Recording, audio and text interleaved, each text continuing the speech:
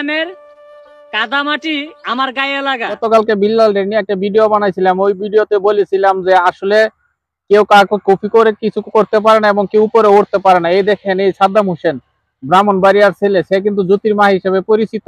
এই ছেলেটা কিন্তু নিজের যোগ্যতা এতটুকু আসছে, সে কিন্তু কোনো মেয়েকে নিয়ে বা বাজে কোনো ভিডিও বানায় না, তবুও কিন্তু তার বাংলাদেশে ফ্যান ফলোয়ার কম না।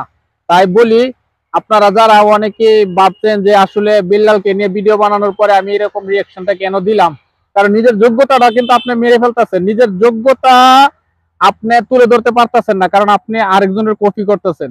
এই জন্য অনুরোধ করব, এই যে দেখেন, এরকম আরো অনেক প্রতিভাবান ছেলে এই বিদেশে বাংলাদেশের আনাচে কোনাচে আছে, যারা নিজের যোগ্যতায় অনেক কিছু করতেছে এবং কি মিডিয়াতে ভাইরাল। হয়তো তারা আপনার সামনে আসতেছে না, তবে নিজে চেষ্টা করুন, অবশ্যই কিছু করতে পারবেন। কাউকে কপি করে নয়, বানান না, এর যেরকম ভিডিও পারেন আপনি বানান, কোনো সমস্যা নেই।